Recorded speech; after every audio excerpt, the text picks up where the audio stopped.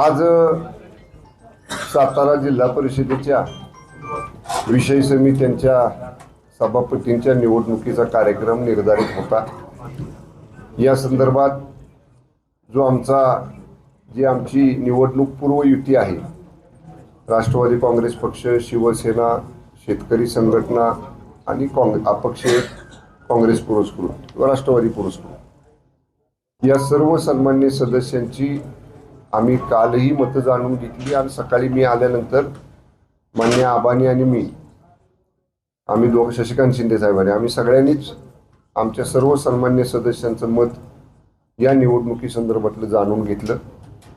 कारण 20 तारखेला जिल्हा परिषद अध्यक्ष उपाध्यक्षाची निवडी झाल्यानंतर सगळे सन्मान्य सदस्य हे आपापल्या मतदारसंघात होते।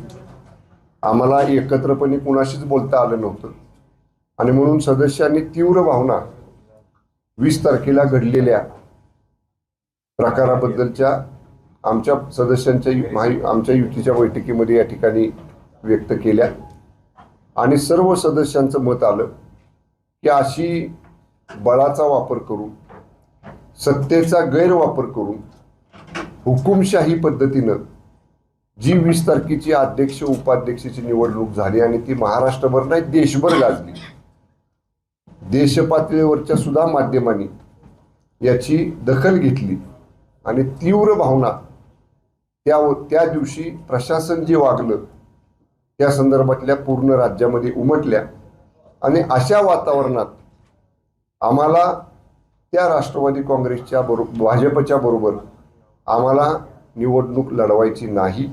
आमचा या संदर्भातला तीव्र निषेध आहे आणि आम्ही कोणत्याही परिस्थितीत या निवडणुकीत सहभाग घेऊ इच्छित नाही।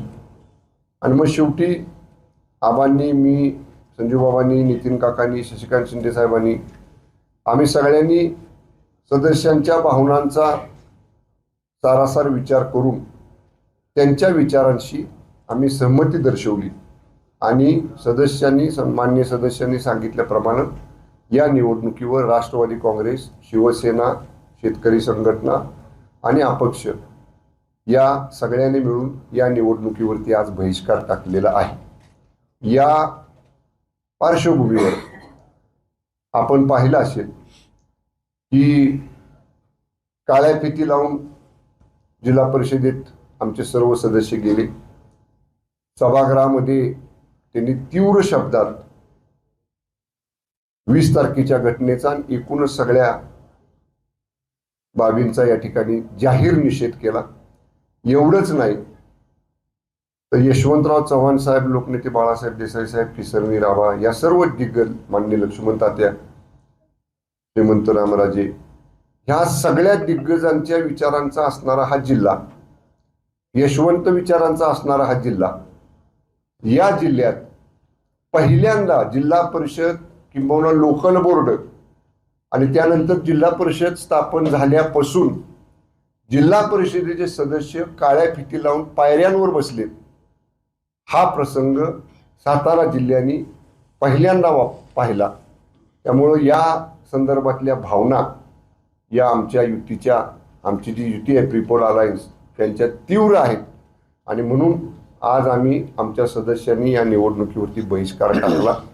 असं जरी असलं तरी कामकाज करताना आमचे सदस्य त्यात सहभागी होतील, जिल्ह्याच्या विकासाच्या प्रश्नावर आमचे सदस्य आवाज उठवतील, आमच्या सदस्यांवर अन्याय झाला तर त्या संदर्भात एका सदस्या संदर्भातला काही प्रकार घडला तर आमचे सगळेचे सगळे सदस्य त्या सदस्याच्या पाठीमागं जिल्हा परिषदेमध्ये उभे राहतील। एवढंच नाही तर मान्य आबा, मी, नितीन काका, संजूबाबा, शशिकांत शिंदे साहेब, आम्ही सगळेजण या सगळ्या सदस्यांच्या आम्ही पाठीशी पूर्ण ताकदीने या ठिकाणी उभं राहू।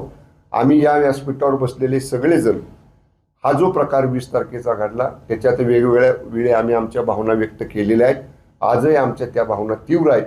त्यामुळं आमच्या सदस्यांचा जो निर्णय होता त्या निर्णयाशी आम्ही जिल्ह्यातले नेते म्हणून आमच्या युतीचे आम्ही संमती त्याला दर्शवलेली आहे।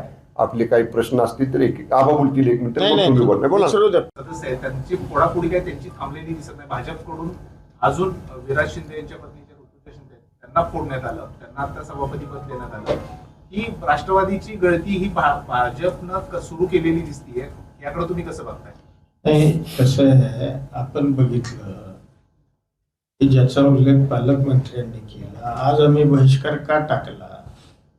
प्रशासनाचा प्रचंड वापर या मंडळींनी सुरू केला आणि त्यामुळं आज आम्ही त्या सर्व गोष्टींचा जाहीरपणाने निषेध केला की जो जिल्हा पुरोगामी विचारसरणीचा जिल्हा आहे, यशवंत विचाराचा जिल्हा आहे, या जिल्ह्यामध्ये जर लोकशाहीचा खून होत असेल तर हे आम्ही या जिल्ह्यातल्या मातीमध्ये आमचाही जन्म झाला, याच जिल्ह्याचे संस्कार आमच्यावर आहेत, त्यामुळं अशा पद्धतीचं राजकारण आम्ही कदापिही चालू देणार नाही.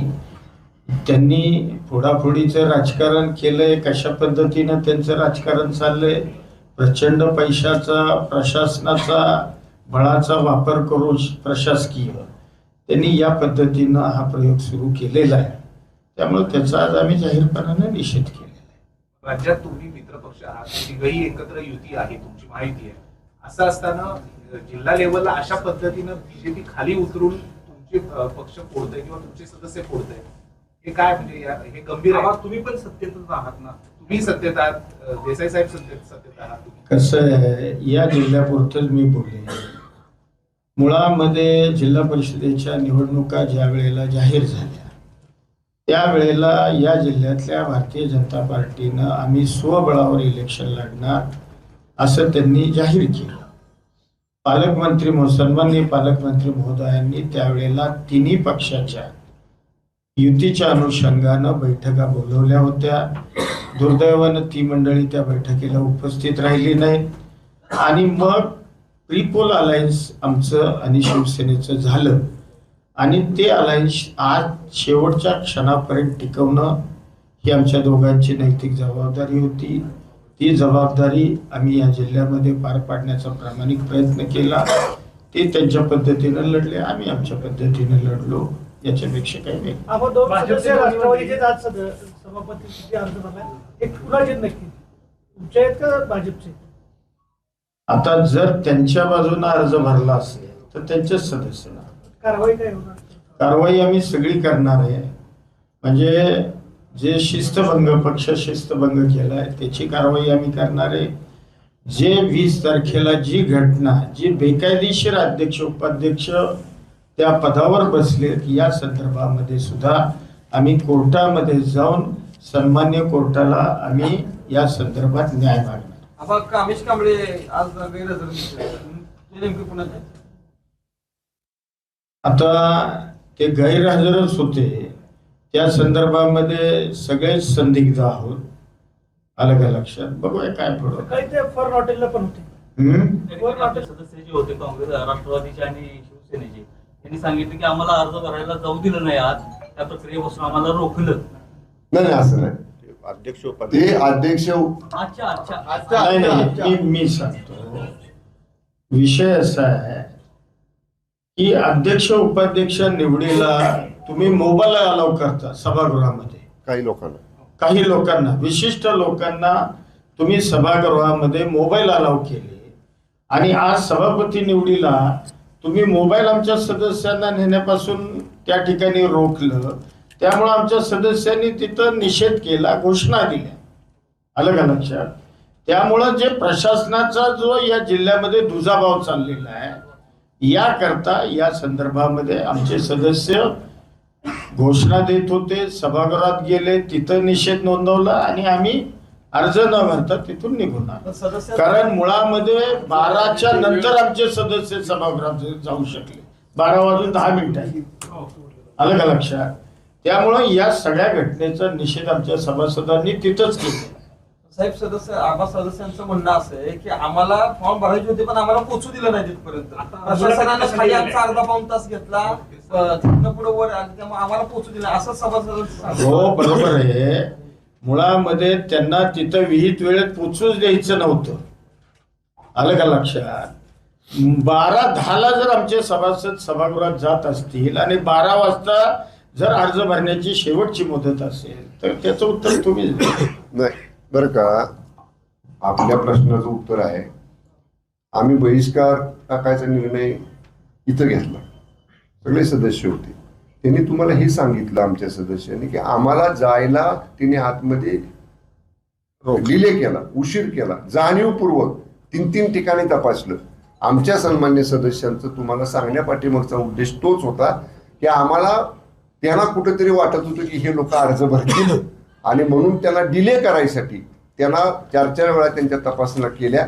म्हणजे आपल्याला सदस्यांनी सांगितलं त्याचा जर विचार केला तर परत एकदा 20 तारखेची पुनरावृत्ती म्हणजे प्रशासनाला हाताला धरून एका विशिष्ट युतीतल्या पीपल अलायन्स मधल्या सदस्यांना एकदा सोडून 4 वेळा तपासण्या करायच्या, त्यांना डिले करायचा आत जायला, हे आमच्या सदस्यांनी आपल्याला सांगण्याचा प्रयत्न केलाय. तर कारवाई किती लोकांवर होणार आहे? या संदर्भामध्ये आमच्या पीपल अलायन्सच्या बैठकीमध्ये चर्चा झालेली आहे. ज्यांना आम्ही व्हीप बजावलेला होता दोन्ही बाजूनी, ज्यांनी व्हीपचं उल्लंघन केलेलं आहे त्यांच्यावरती शिस्तभंगाच्या कारवाईची प्रक्रिया लवकरात लवकर आम्ही चालू करतोय. सदस्य आहेत? तुम्ही माहिती घ्या ना, ज्यांना व्हीप मिळाला. आमचे सदस्य किती आहेत तुम्हाला माहिती आहेत? दाखल केल्यानंतर कळलंच ना तुम्हाला, दाखल केले. ओके, पण दाखल करायला इतका उशीर का केलाय आणि 20 तारखेलाच त्या गोष्टी क्लिअर झाल्यात. या संदर्भामध्ये शिवसेनेचं पिटिशन दाखल झालेलं आहे डिस्क्वालिफिकेशनचं, आणि त्याच्यामध्ये काही डॉक्युमेंट्स राष्ट्रवादी काँग्रेस पक्षाला उपलब्ध करायची होती. ती उपलब्ध झाली की कदाचित आबा त्या संदर्भात आपल्याला सांगतील. त्यांच्याकडनं पण कदाचित तशीच कारवाई पुढे होईल. मागे म्हणाला होता की भाजपने जरी सुरुवात केली तर शेवट तुम्ही करणार आहात. एवढ्यावर शेवट नसतो. सभापती निवडून शेवट 5 वर्ष कालावधी आहे ना जिल्हा परिषदचा, का संपलाच नाही ना. सभापती निवडी झाल्या म्हणजे जिल्हा परिषदच्या राजकारणाचा कालावधी संपला असं नाही. तर 5 वर्षाचे आहे, महिना बी अजून झालेला नाही. आगे देखू, तुला खालनं अजून बरंच पाणी आहे. हा आता सुरुवात झाली. हा पण याचा हिशेब चुकता होणार. आम्ही जे बोलतो ते करून दाखवू. ठीक आहे. कामेश कांबळे, लता करणे असतील किंवा विराज शिंदे असतील, हे सगळे भाजपच्या मंत्र्यांच्या एकदम जवळचे होते. म्हणजे उमेदवाराची निवड करताना काही चुकी झाली असं काही चुकी झाली का? राष्ट्रवादीचा प्रश्न. विषय कसा आहे, आम्ही काय जोर जबरदस्ती कुणाला उमेदवारी दिली का? त्यांनी आमच्या पक्षामध्ये प्रवेश केला, मुलाखती दिल्या, मुलाखती दिल्या, अधिकृतपणानं त्यांच्या मुलाखती आम्ही घेऊन त्यांची उमेदवारी अंतिम केली. आणि आता ज्यांनी पक्षाच्या विरोधामध्ये ज्यांनी भूमिका घेतली त्याच्यावर कायदेशीर कारवाई होणारच आहे. आमदार महेश शिंदेच्या बाबतीत काय?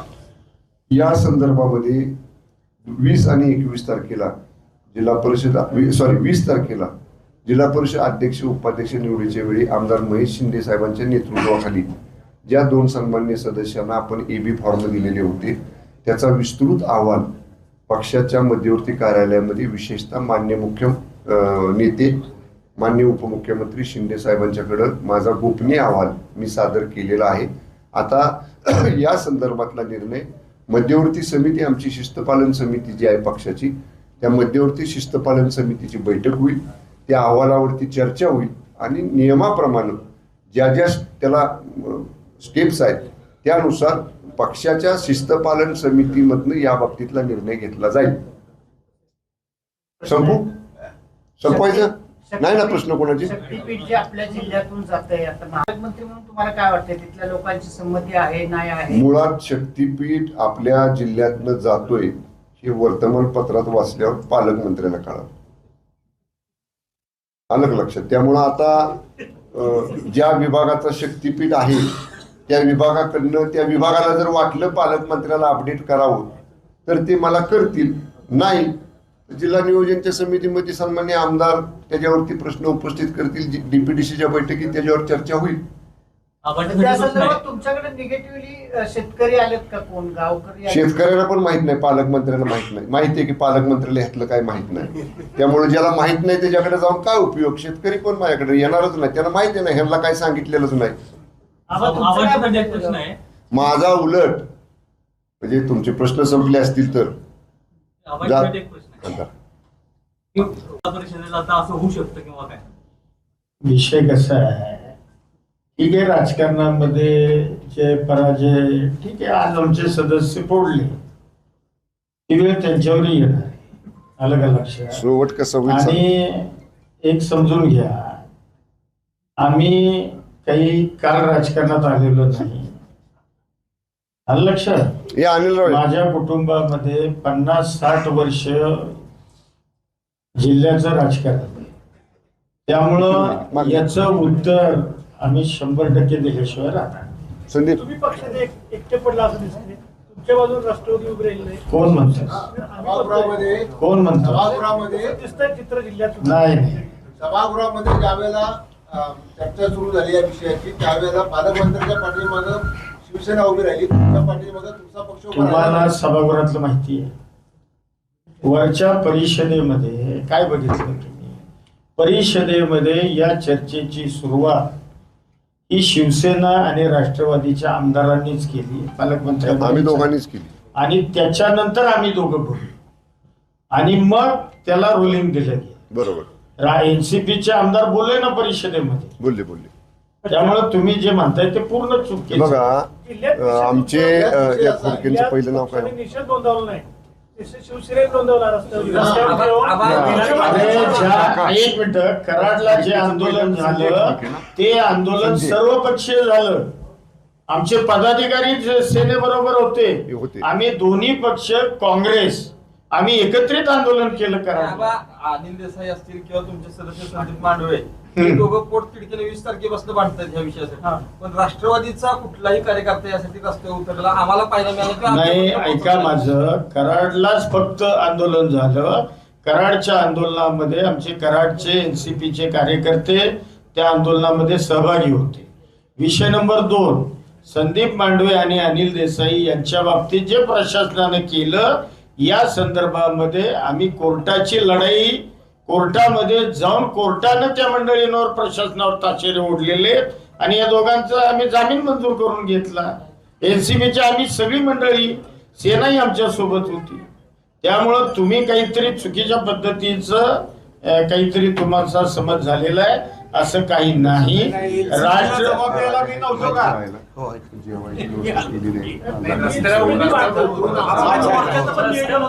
अहो रस्त्यावर कराडला सेनेसोबत आम्ही आणि काँग्रेस, साताऱ्यात कुठे शिवसेना उतरली होती ना आम्ही. या संदर्भामध्ये महिलांचं पुढची दिशा आम्ही ठरवू.